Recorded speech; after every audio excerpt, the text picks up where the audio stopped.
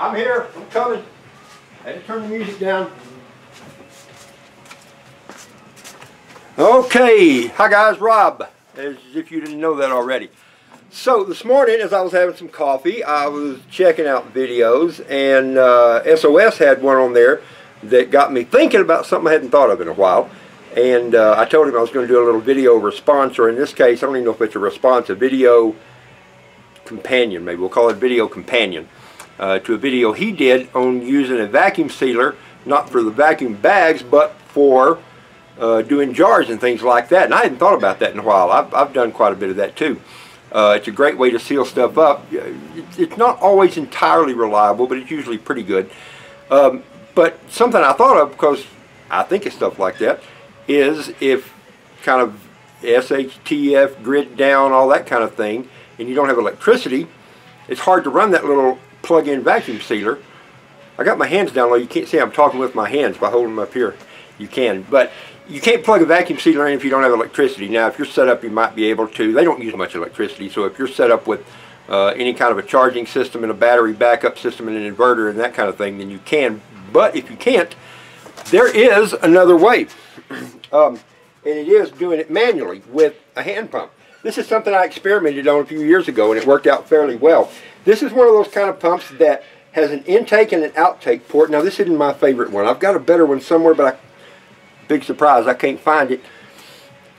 That has the ports on the tube here instead of up on the handle. This just, when you, it's not a huge issue, but it's a little easier if they're down there. They just don't get in the way and move around as much. But this is made for pumping up little air rafts or air mattresses or floaties or that kind of thing.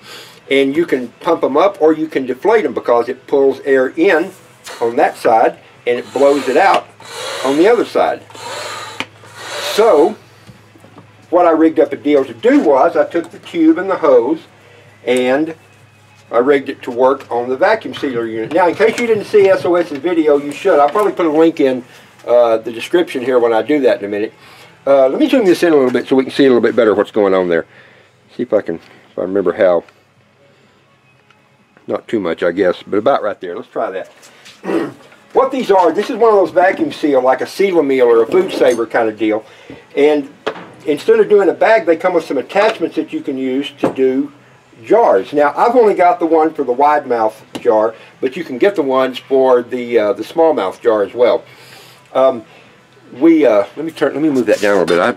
I can't do, before YouTube had a video editor, and so I could do little different videos and splice them all together when I needed to move the camera or do something like that. But the video editor went away on September, whatever it was, like they said it was going to, so I got to figure that out. To that point, if any of y'all have some suggestions on cheap, like free video editors, little programs, stuff like that you can get, let me know what you think about that too, because I'd love to be able to do that too.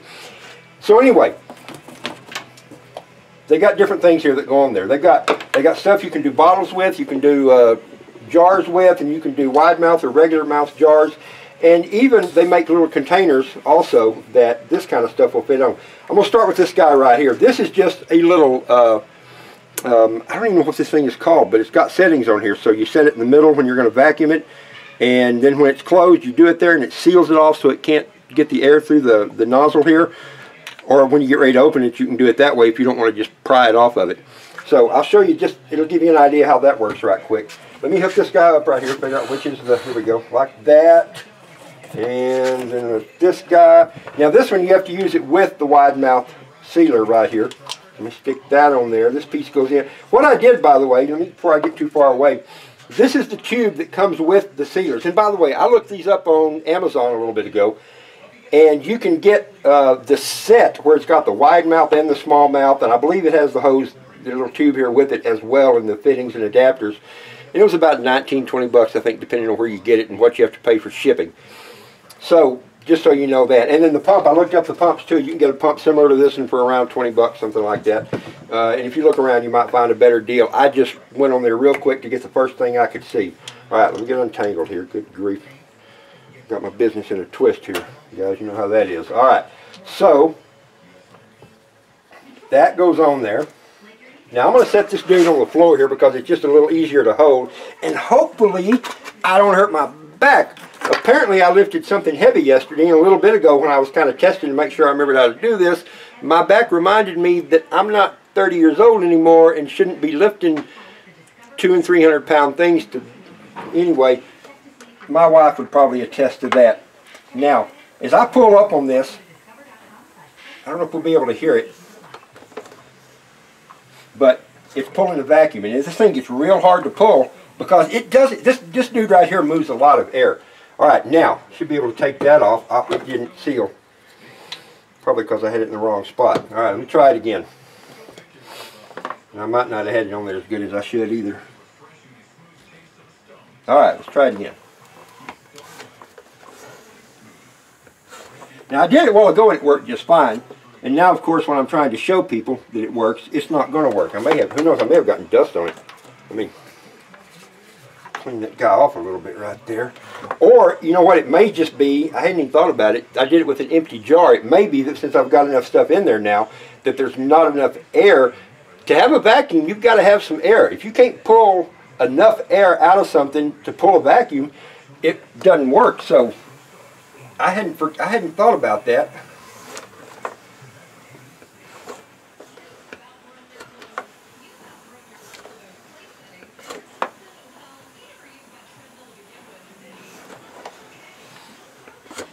Alright, let's see if it held that time. It feels like it held. Let me push this little valve on here to kind of exchange or equalize the air pressure. Now it didn't hold. Alright, so I'm not going to mess with that. You know what? Yeah, I will. I'm going to try it on this. There's a little bit more airspace in there. Maybe it'll work on the flour here. That's just plain old rice. This is some flour. Now you can see, I don't know, can you see that? Maybe you can. When I pull it, you can see it lift that flour. It's pulling the air out from under it, and so it's lifting it up. There we go, and settling back down as the air comes out. So I know we're pulling a vacuum on here, but it may not be quite enough for this particular deal. Yeah, there we go, it worked that time. So that's probably what it was, just not enough air in this one for that to work. But I feel like it's going to work pretty good with the canning lid. By the way, one of the things that somebody asked a question about, yeah, see, that holds pretty well. And then if I open it up, it changes the air, and you can see it hiss. Now, before I get too far, a guy on SOS video asked a question. I think it was S-Cuz, so there's a shout out to S-Cuz. If you freeze stuff before you do this, and I'm not sure what made me think of that, but yes, freezing this kind of stuff before you seal it's a good idea.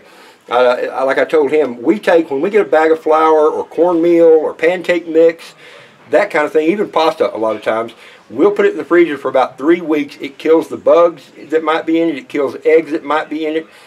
Usually it's not an issue. Cornmeal is particularly bad to get weevils in it. And not even necessarily weevils, but some kind of little bugs that will grow up in there. Maybe they're mealworms. I don't know. But if you freeze it first, we do it for 3 weeks. I'm not sure where I got that number, but we'll leave it in there for 3 weeks or until we happen to remember that we put it in there. And then that'll kill the bug eggs, and if there's any little bugs in there, it'll kill them too. Now, just for reference, those bugs don't hurt a thing. They'll get in pastas and things like that sometimes. Macaroni and cheese packages are about the worst because they're not sealed up well at all. It's just loose macaroni inside a box. And you can almost expect to wind up with some of the little bugs in there.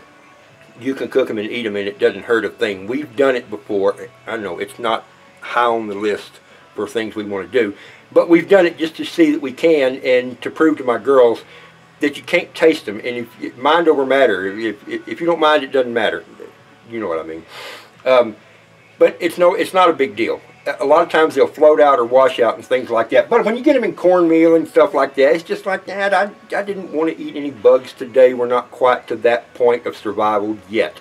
So freeze it and it kills that stuff. Now, something else. When I did the flour, you saw it kind of dust up a little bit as I pulled that. My little brother does a lot of this kind of thing, except he uses his electric sealer like BA was using.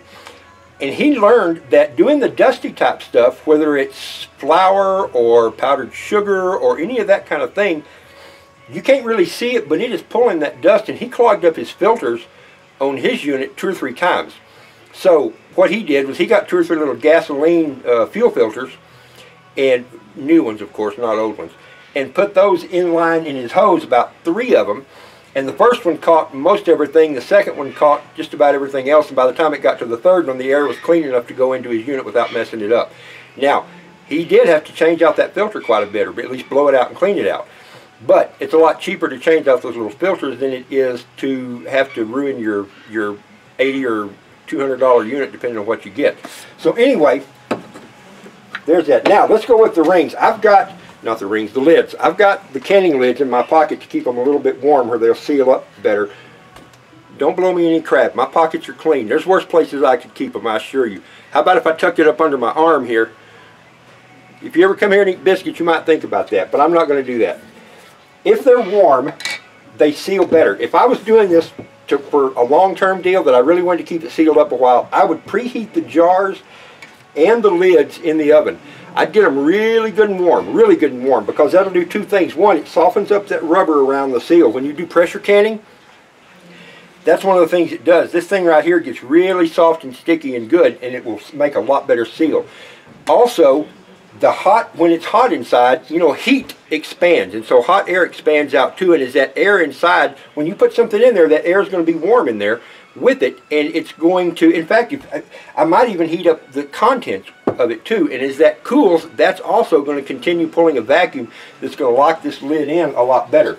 Now, we also want to make sure on dusty stuff that we don't have any dust up on the lid, because that dust, any kind of dust or little particles of stuff, is going to interfere with this thing sealing up good. So I'm going to wipe that off real good, and then I'm going to put that on there. And I tried to do it with the ring on there, and it just doesn't fit right. If you keep the ring on, I thought, well, if I keep the ring on loose, then it won't hang up on the lid pulling off. But that's just part of the deal sometimes. So I got the lid on there. Now let's put this dude down on there, snap it down good. Now, again, watch the flour. As I start pulling the vacuum, as I start lifting this thing up, see if I can get this where you can see, maybe see everything that's happening all at the same time. All right. See it pulling the air out of that flour there? That's how we know. And it doesn't take much. In fact, I was going to show you a little demonstration I brought, just to give you an idea of how much air this thing is moving when you pump it. I'll show you that here in just a second. Let me put this back on the floor, because I like to pull a good tight vacuum on these guys. And I pull it, and I watch the flour lift up, and as it settles down, I know the air is working its way out.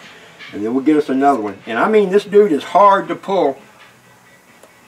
Yes, sir, buddy. I'll bet that's going to do it. So, I'm going to push this little valve right here to equalize the pressure between the lid and the attachment. And let's see if we can get it off without... Come on, let go. There we go. Got it. Well, see, that's something else I was going to show you too. Let me get another. That's how you can tell if your lid is sealed, just by checking it. For those of you that don't do canning, when you put these lids on here, listen. Can you hear it? You can hear it sounds loose, and the lid has a deal. When you do pressure canning, that's how you listen for knowing when your jars are sealed up. You'll hear this dude pull in, it'll go ping when it pulls in, and you'll hear if you've got, 15 jars that you just pulled out of a canner, as they cool down and it pulls that vacuum inside of them, you hear them all sealed. That's a good sound. Now, this one sealed up really well too. You see how it packed the flour pretty good while it was doing that as well. That's a good vacuum that's pulled in there right now. Not bad at all. I mean, I can shake it and it doesn't come loose. You notice I was a little bit nervous. Like I said, this isn't foolproof. And then I can put the ring on it and seal it down. Now, just so you see, I'm going to pull it up here close, and I'm going to pull, and hopefully you can hear. Good grief, it's on there good. Yeah. There we go. See, that's how good of a vacuum it had on the flour. And of course it dusted up real good, so if I seal it again now, I'll have to do that. Now let's do the rice, and we'll see if with this ring it'll hold a little bit better. We both may be learning something here. We may be learning that you need a little bit more airspace, or I think in canning they call it a headspace in there, in order to do that. Let's find out. Get that dude on there, and away we go.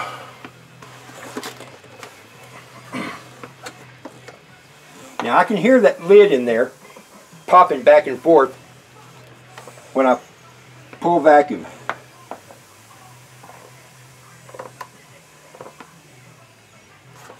And I'm listening, you probably can't hear it, but I'm listening as I do this, hearing the air finish exchanging, and I know when to change direction on my pump after it catches up with itself by the air it's hissing.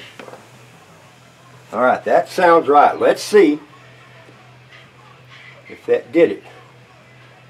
Come on. Here we go. Yeah, that pulled it good. So that's the difference. This dude right here just didn't have enough airspace, and this isn't really what this is designed for. This isn't really designed for these jars right here. This is for some other little containers that you can get and do it too. And you see, even with the weight of that rice, I'm really trying to bust it loose, but it's not busting loose. That's sealed. Now, how long will it stay sealed? I don't know. I've done some other things that, like some flowers and things that I just did at room temperature without heating the lids. And after about a week or so, I noticed that it was still sealed, but it wasn't that good solid hard vacuum. So that meant it was leaking a little bit around the edge. Now, here's something else too you ought to know. This is just good for dried stuff that is okay to store at room temperature. All we're doing here is just pulling the air out of it and sealing it against bugs and moisture and that kind of thing. This doesn't preserve food. If you open up a can of soup or a big can of beans and you don't eat it all and say, oh, we'll just put it in here and seal it up and stick it in the closet, I wouldn't do that. I might do that. You shouldn't do that. I eat all kinds of stuff I probably shouldn't eat that are bad. My whole life I've been accused. Everybody says you're going to die in a week. You look at how bad that was. How can you eat that? I don't know. I just always have.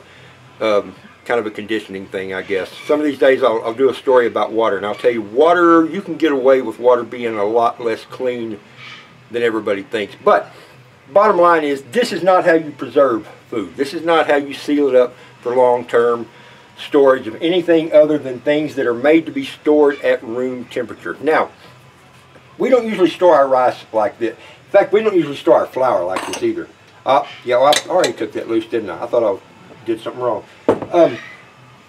Our rice and beans and things like that, we typically store them just in buckets that are not even sealed up good. I mean, it's just a bucket with a screw down lid, and some of them have holes and that kind of thing. We do two things. We've got some big Mylar bags that we'll use, or we'll use kitchen trash bags to do it. Now everybody says, oh, those kitchen trash bags, they've got pesticides, you shouldn't do that, you'll get sick. Well, we hadn't got sick yet. I know that's not how you're supposed to judge things, but whatever little bit of pesticide they have so far, and maybe that's what's kept some of the bugs out. I don't know. It could be. But we'll store those down in there, and it's still, the rice, beans, all that stuff is still in its bag that we normally would have it in anyway. It's still in its paper bag or its plastic bag, whatever it's in. All that plastic trash bag does is a little extra sealant just to keep a little bit more moisture, air, whatever off of it, just to protect it a little bit more. And it stores very well. It is not uncommon for us to pull out a bag of beans or rice that's been down there for 3, 4, 5 years, and they're just fine by sealing it that way. Even when we put them in Mylar, we do not heat seal the Mylar. We don't do oxygen absorbers. Now, we may be in a little better place here because normally we don't have a lot of humidity. We have the high temperatures, and we got plenty of bugs. But we've never had a problem with beans. I've heard lots of stories, I'm getting way off track here, but just to finish that up, I've heard a lot of stories about people that say they've had beans that are 3 or 4 years old and they can't cook them soft enough to eat them. We've never had any trouble. I don't know. I don't know why we haven't. We just, maybe it's the way people cook their beans. We typically, to cook ours, we'll put a batch of them, about 4 cups in a crock pot with as much water as it'll hold, and turn it on at night, and you know, by breakfast they're pretty much ready, but by lunch they sure are ready. So anyway, that's that. That's how we do that. Now, I'll show you this other thing right here too. There is a part of this that, good grief if I can get that out. It's made for sealing up bottles, like wine bottles, that kind of thing. Move some of this stuff out of the way right quick. And these bottles right here, you can tell they have different mouth sizes on them. Where's the camera? Here we go. Different mouth sizes. Like this guy right here, I can put it where I can see it good and not, shouldn't be this complicated. If I take my middle finger, I can put it gets snug right about that second joint right there. Whereas this bottle right here, makes it to about the first joint, and that's all. So that means this dude fits tight in this one and not real tight in that one. But to give you an idea, I've got this little plastic club soda bottle here, and I'll stick that guy in, and you get an idea of how much air this thing pulls. It doesn't seem like you're moving very much air, but you'd be surprised. Now, you see that good? Watch this guy. Look at that. Cranks it down to nothing. That's how much air that thing's pulling. Now, there we go. Good to go. Alright, so, I'm going to seal up one of these bottles. We'll do the same thing like that. Poke this guy in. Give it a couple of cranks. Watch it get hard. I mean, the little bottle here does not... Yeah, that's done. That's done. Well, now I heard it hiss a little air as I pulled that out, so I'm not sure why that happened, but... There we go. Made a pretty good seal. And this big one right here, too, this is a 3 liter. By the way, if anybody knows where I can get... Never mind. Never mind. This is a really good table wine right here, and I used to love to get it in the 3 liter bottles because it was great for dinner, you know, if we're having several people for dinner or whatever. Just a really nice... Alright, so, yeah, talk about being off subject, huh? Okay, now see, even this 3 liter bottle, it didn't take but a pump and a half before it got completely tight. Alright. Okay, now I didn't hear any air hiss that time. So, same kind of deal right here. Makes a great seal. Now these right here, unfortunately, you have to have one of these for each bottle you use. You can't just, like this guy here, all you do is use your own canning lids, and you can do as many as you want to. But this guy here, you got to have one for every bottle. I saw these for sale too. I think a 3-pack of these was like 15 bucks. It doesn't look like that would be worth $5, but it, you know, what do I know? Anyway, that's what it is. By the way, this right here for you guys that might be into having a beer once in a while and not just swilling a 30-pack of some stuff that isn't really beer. This is really nice right here, some Southern Pecan. Is this a Texas beer? I don't think it is. No, this is another place. Anyway, never mind all that. So that's it. I just wanted to share that with you and tell you about it. I thought you'd get a kick out of seeing it. This video went a whole lot longer than I thought it would, but thanks for watching, and there you go.